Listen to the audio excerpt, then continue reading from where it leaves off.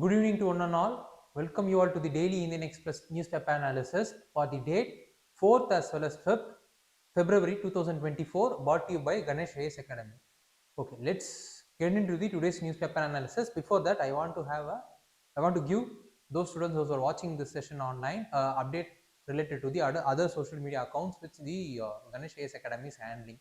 Like in the case of Twitter, Facebook, LinkedIn, Instagram, Telegram, where the current affair related materials and also the exam related materials will be provided. So the links for all the other social media handles will be given in the below description, so go and have a look at it. Okay, let's get into the today's newspaper analysis. Mentioned here are the list of articles which we are going to have the analysis in the upcoming slides. So have a look at it. Okay, let's analyze each and every article one by one in the upcoming slides. Government gives 9,000 crores to the EXIM bank as loan extended to foreign countries turns non-performing assets. So the news is related to the recent government spending, or the government has given line of credit to the other countries in the form of loan through the EXIM bank. Most of the loans has been turned into NPA. That is the reason why government is refunding the EXIM bank, because through EXIM bank only government is providing LOC, that is line of credit to the other countries, and certain part of the loans have been turned into an NPA. So this is what the news is about. Let's look into how the news has been related with examination. Under prelims, the news is related to economics and social development. Similarly, under mains it has been related with Indian economy and issues relating to planning, mobilization of resource, growth, development and employment, which comes under GS paper 3 under a macro topic called economic and development. Let's look into the details of the news. So the government has provided 9,013 crores, that is approximately 9,000 crores to EXIM Bank of India after it has invoked the Government of India guarantee on loans. Why it has invoked the Government of India guarantee of loans?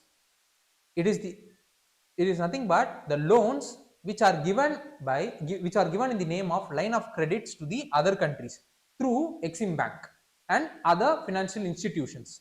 And when these loans turned into non-performing assets or doubtful assets, EXIM Bank will invoke this clause, that is the Government of India guarantee on loans. So if the EXIM Bank is going to or invoking this clause, means then the government need to provide or refund the EXIM Bank with the amount which the same amount which has been turned into NPA in the line of credit.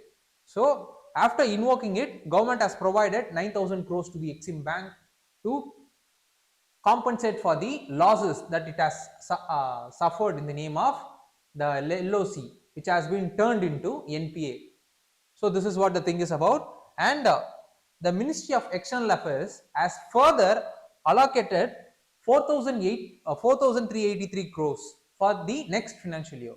So this confirms that the government is expecting these certain others line of credits which it has provided to other countries will be turned into NPA in the future dates. So that is the reason why government has provided 4,383 crores to the Ministry of External Affairs in the form of spending to LOCs for the EXIM Bank. So this is what the explanation of the news is about. Okay, let's look into what is this line of credit is. See, the line of credits is nothing but the loans that are given to other countries by the government, and some of these have been turned into NPA. So these NPA loans are mostly coming from the African countries only, and the government provides LOC to Asia, which excludes Bangladesh, Nepal and Bhutan, and to other countries like the countries that are present in African continent, and then Commonwealth of Independent State region, Latin America region. So to these countries, government is extending line of credits, and these line of credits are extended in the form of loans, and these credits are extended under Indian Development and Economic Assistance schemes. So under this scheme only the line of credits have been extended in the form of loans to these respective countries.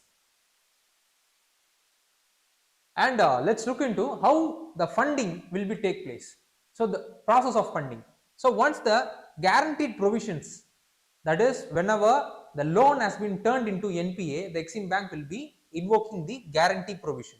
Once it has been invoked, the government of India will be providing or redeem the fund to the EXIM bank, which under redeem the fund to the EXIM bank from the guaranteed redemption fund, which is the public account of India, which is created in 1999-2000 time period. And before redeeming the fund to the EXIM bank from the guaranteed redemption fund, first government will be asking for the supplementary grant from the parliament, and this supplementary grant will be provided by the parliament from the consolidated funds of India, and this consolidated fund of India will be recouped from the guaranteed redemption fund. So this is how the process of the funding will be taking place when the EXIM bank or the any other financial institution invoke the government of India's provision, the government of India's guarantee provision, whenever the loan which has been extended to other countries turned into NPA or doubtful assets. Okay, let's look into the history of this funding or the history of the line of credits which has been extended. For about 4 decades, Department of Economic Affairs, which comes under Ministry of Finance, will be acting as the nodal agency to extend the line of credit to friendly developing countries, and it will be extending on behalf of government.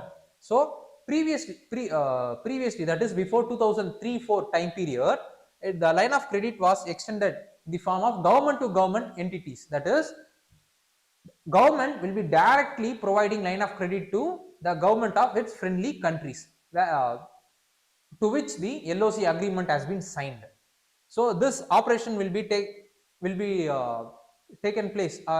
The Department of Economic Affairs will be overseeing such kind of line of credit operation between the two countries on behalf of India. After 2003 and 4 period, see the government to government funding has been changed. This EXIM bank route has been invoked only after 2003-4 time period. So this is what the history of the line of credit extension to the friendly countries about. So what need to be studied further is, we should be aware of what is LOC that has been given recently to the Sri Lanka, and then the LOC that has been provided to Maldives, and then we should also be aware of what is IMF, what is World Bank, and what is bank and what is non-bank financial companies about. So these are all the other areas which we needed to be further aware of, and with this we have reached the end of this topic.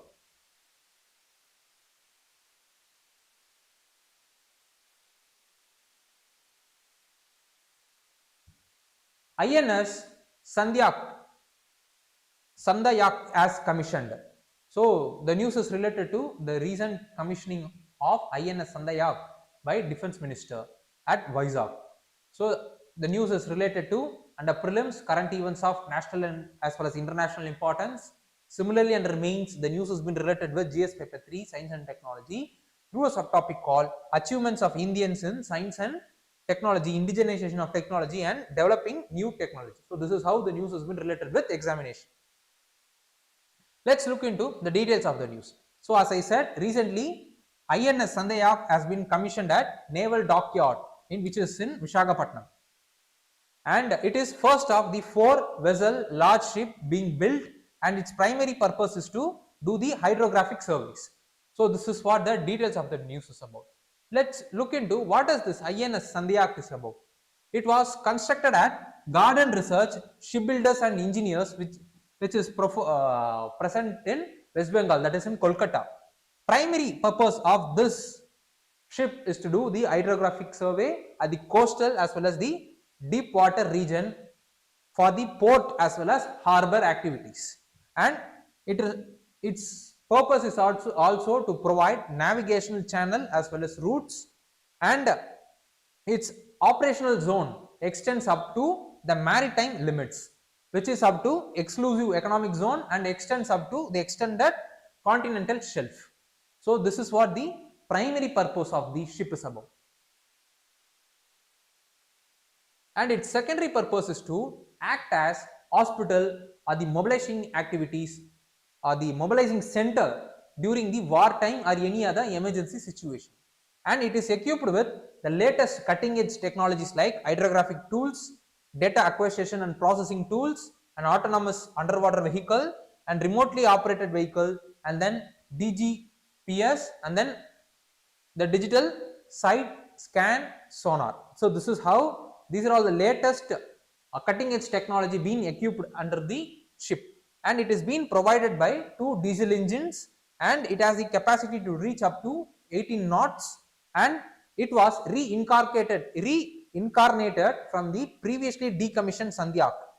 From this only this new INS SANDHAYAK has been commissioned, and the previously decommissioned SANDHAYAK was happened during 2021. So this is what the details are related to the INS SANDHAYAK is about. Let's look into what are all the areas which we needed to be further aware of. We should be aware of what is Project 75, what is Project 15, and then joint military exercise which has been conducted by India in the recent times for the past 1 year, and what are all the ships or the equipments being involved in the bilateral as well as multilateral exercise. So these are all the things which we needed to be further aware of, and with this we have reached the end of this topic. Government spends, that is what government says is nearly 23% of manpower shortage is in CBI, and over 1000 cases are pending before it. So this is what the news is related to. And the prelims, the news is related to Indian polity, governance, constitution, political system, Panchayat Raj, public policy and rights issues. Similarly, under mains it has been related with statutory, regulatory and then quasi-judicial bodies. So this is how the news has been related with examination. Okay, let's look into the explanation part of the news. So the CBI is facing nearly 23% of manpower shortages, which has been recently quoted by Department of Personnel Training. This includes rank of special directors, joint directors as well as DIGs, and nearly 1025 cases been pending before the CBI, and in that 943 cases are registered and then 82 cases were under preliminary inquiries. Out of this 943 registered case, 447 registered case have been pending for the past 1 year, and in that 82 pending inquiries, approximately 23 cases were pending with preliminary inquiries for the past 3 months. So this is what the details about, this is what the pending cases details in the CBI is about. So out of 7,295 sanctioned strength, only 5,600 were in position. So there is a deficit of 23% of manpower in the CBI, and the CBI strength is made up of directly recruited personnel as well as the state police personnel who will be deputed to the CBI, and in the range of officers they are mostly deputed from the other agencies or state governments. And in 2022 the court has delivered judgment in 559 cases of CBI, are the cases which is where CBI has been involved, and out of it 364 cases were resulted in conviction, that is approximately 74% of cases have been resulted in conviction, and then 111 cases have resulted in acquittal, and 13 cases were discharged, and then 69 cases were disposed for further other reasons, and nearly 10,732 court cases were pending before various courts in India. These are all the cases where the CBI has been involved, and under the comprehensive modernization and purchase of land and construction of office residence building for CBI, this is the scheme to implement various projects relating to construction of office, residential building, quarters in the various CBI branches, and also the projects which is related to better the office come residential environment where the CBI has been present, so that it will act as pull factor for the personals to get deputed themselves to the CBI or the Central Bank of Central Bureau of Investigation. So this is what the data with regards to the CBI is about. Let's look into what does the CBI is. So it is the premier investigation agency of India, and it is under the recommendation of Sandhanam committee only it has been formed, and it is not a statutory body, but it derives its power from Delhi Police Establishment Act 1946, and it comes under Ministry of Personnel. So that it is, since it is coming under Ministry of Personnel is directly coming under Prime Minister office. So CBI is directly coming under Prime Minister office. For investigating cases under Prevention of Corruption Act, CVC, that is Central Vigilance Commission, will be acting as superintendent's body for the CBI. During its initial period of time, CBI conducted investigation for the matters involving corruption in the government department. So after the passage of time, with the evolution of the different crimes, its jurisdiction of investigation also got extended, and its jurisdiction right now been extending to economic offences, cyber crime, organized crime, as well as the special crime, and also any other newly evolved or created crimes. So this is what the function, structure, and the statutory aspect of the CBI is about. Let's look into what are all the areas which we needed to be further aware. First, we should be aware of the structure, function, as well as objective of Central Vigilance Commission. Secondly, we should also be aware of what is Enforcement Directorate, what is NIA, as well as DRI. So these, and then we should also be aware of what is Intelligence Bureau, as well as the Research and Analysis Wing.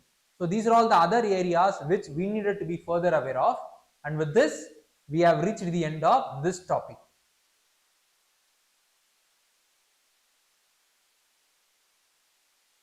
Dealing with government debt. So the news is related to the recent increase in public debt and fiscal debt. So what are all the steps that need to be taken to reduce those public debt as well as the fiscal deficit? So this is what the news is about. Let's look into how the news. Let's first look into how the news has been related with examination. Under prelims, the news is related to economic and social development. Similarly, under mains, it has been related with GS paper 3, economic development, under a subtopic called Indian economy and issues relating to planning, mobilization of resource, growth, development, and employment. Okay, let's look into the details of the news. So currently, the current government will end its tenure with the general public debt crossing 80% of GDP. According to IMF, this general public debt is nothing but the combination of domestic as well as the external liability of the external liability of both the center as well as the state, and it has touched 84.4% in 2003-4 time period. This is what the previous peak period where it has crossed or it has touched the that 80% mark, and right now the government will be ending its tenure with the more or less of the same percentage, that is it will be crossing 80% of the public debt GDP, and the ratio after the 2003-4 period, the ratio of the public debt to the GDP fell to 66.4% in 2010-2011, and after that it has slightly begun to rise, that is it began to rise and it is reached a point of 67.7% during 2013-14 time period, and then 70.4% during 2018-19 time period, and during 2019-21 it raised to during 1920 it raised to 75%, and during 2021 time period it touched the peak of 88.5% because of the COVID related disruption, and it got eased in the subsequent years, and right now the government will be ending up with excess of 80% of public debt in terms of GDP. So this is what the current situation with regards to the public debt of is about. Let's look into what is this public debt. Public debt is nothing but the domestic as well as the foreign liabilities or the external liabilities held by both center as well as state. So this is what the definition or the explanation part of the general public debt is about.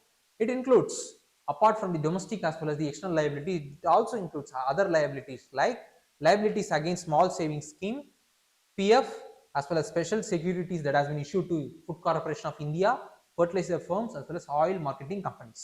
As per FRBM Act, government need to bring down this general public debt to 60% by 24-25 time period. In that, center's debt alone should not exceed 40% of GDP. According to various budget data surveys which has been released over the years by the government, center's level of the public debt fell from 50.5% of GDP in 2013-14 time period to 48.1% in 2018-19 time period.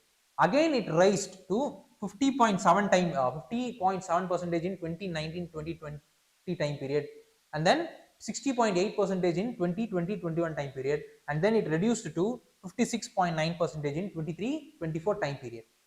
As a result of this, as a result of increased public debt, government is all the government's interest payment liabilities also got increased for the over the years. So this is what the current situation with regards to the general public debt is about. Let's look into, so this is what the thing is about. See, during 2003-4 time period, the interest payment touched nearly 4.7% of GDP. After some years, it got reduced, but again it began to increase, and right now it has been at 3.6% of GDP.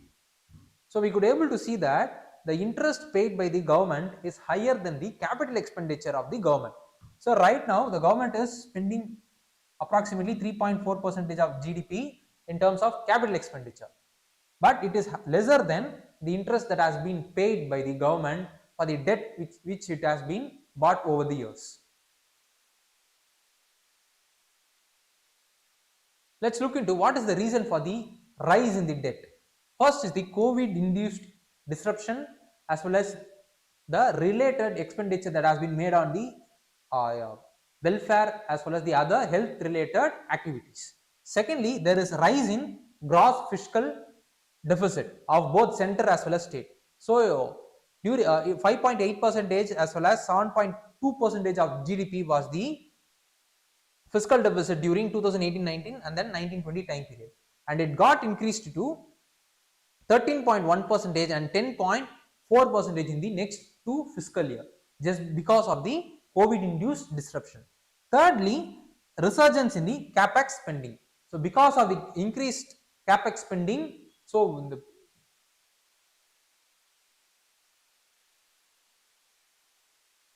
we could able to see that, so there is some resurgence in the capex spending for the past few years, that is from 2018-19 time period.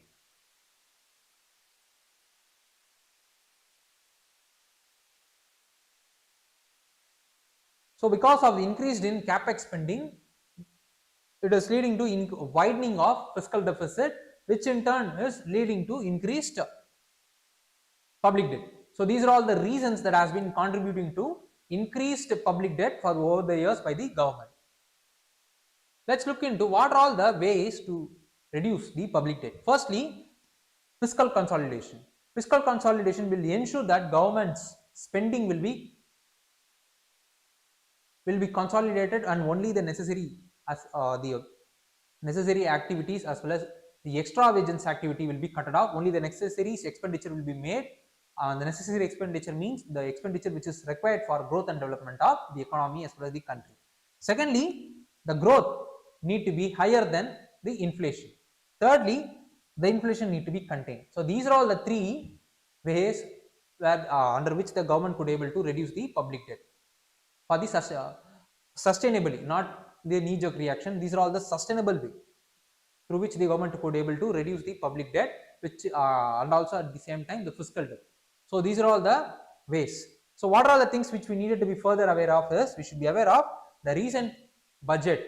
Secondly, we should be aware of the structure, function as well as objective of IMF and World Bank. Thirdly, we should also be aware of what is deficit, what are the different types of deficit that is present in an economy. So these are all the areas which we needed to be further aware of. With this, we have reached the end of this topic. What changes CBSE proposed for class 10 and 12 and why?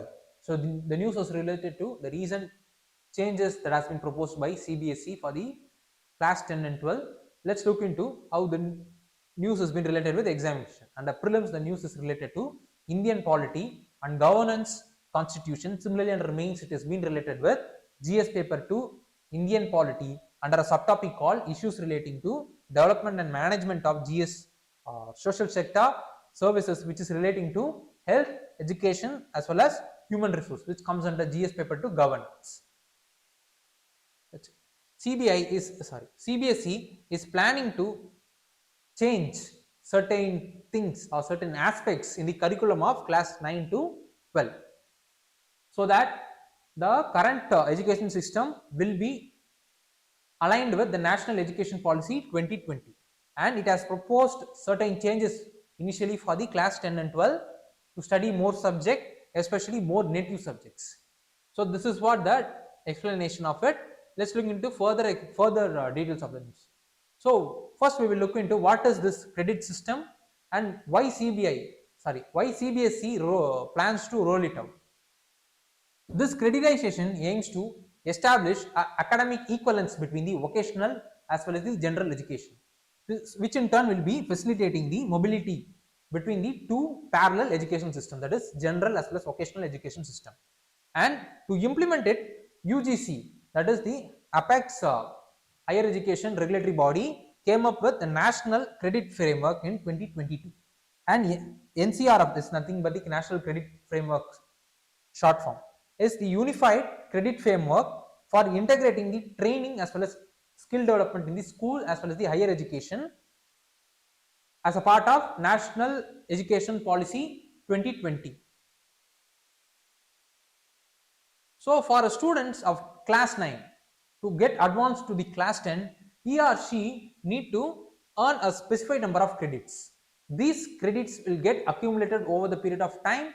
So after class 12, this credit will these credits will be accumulated in the digitally. This credit system will be this accumulated credit will be stored digitally in the academic bank of credit, and it will be integrated with the digital account. So this credit will be utilized for the joining of the universities based bachelor programs. And to implement it in the school, CBSE has formed a subcommittee. So the subcommittee has recommended certain provisions which the CBSE is trying to implement it in the school. So what is the change that has been proposed by CBSE is that, so at present the school education system, that is the school that is coming under CBSE, lacks the credit system. So that what it has proposed is that the students should earn the 1200 national learning hours. So which would, if the student is completing the 1200 national learning hours, he or she will be earning certain credit system. This credit system will be added along with the final exam results. So what is this national hours? So the national hour is nothing but the national learning or national hours is nothing but a stipulated amount of time the average student need to spend during a year, and this framework is what been suggested by the subcommittees, and this framework is going to be implemented in the school education by the CBSE. And in order to operationalize, the committee has proposed the multidisciplinary as well as the vocational courses in the general school education system. So in order to pass the final exam, the class 9 and 10 must complete 10 subjects. which includes 3 languages as well as the 7 general subjects. Currently, the school education system comprises of 2 languages as well as 3 general subjects. So, what does this 3 languages and 7 general subjects is?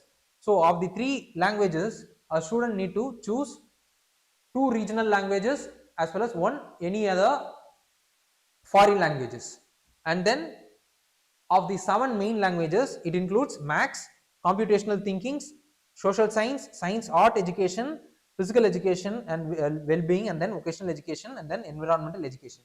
So these are all the 7 educations which comes under the recently proposed changes by subcommittee.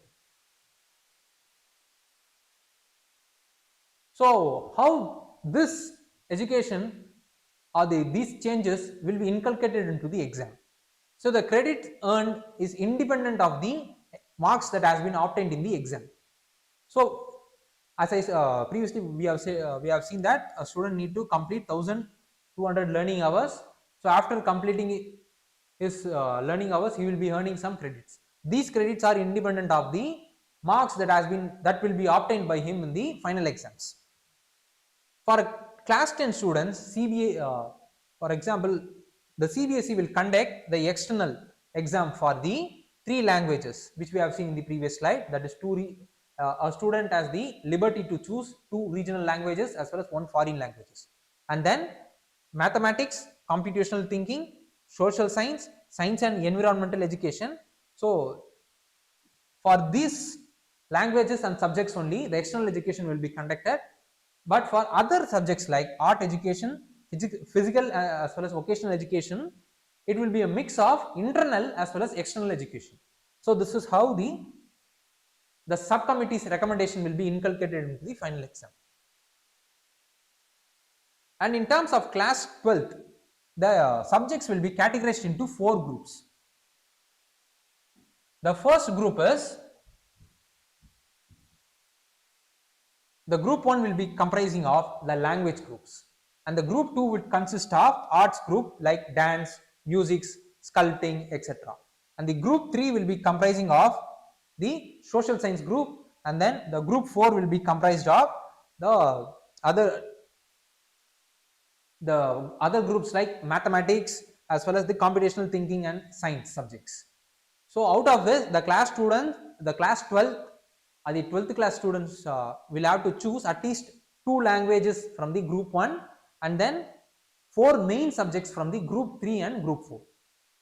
And in that, the group for the subjects that has been chosen from group 3 and group 4 as well as the language that has been chosen from the group 1, the external exam will be conducted. For the group 2 subjects, it will be a combination of both external as well as internal exams. So based on this only, a final score will be arrived for the class 12 students. So this is what the plan that has been made by CBSE to tweak the education system to align with the national education policy. What we need to be further aware of is, we should be aware of the national education policy's important changes and then constitutional provisions which is related to education as well as the Right to Education Act 2009. So these are all the areas which we needed to be further aware of, and with this we have reached the end of this topic. So let's look into today's practice prelims question. So those students, those who are watching this session online, please do comment the option point for the question which you are seeing right now on the board. This, we have reached the end of today's session. Please do like, comment, share as well as subscribe Ganesh IAS YouTube channel so that you will be receiving daily current affairs session notification and also weekly environmental as well as science and tech current affairs notification. Thank you.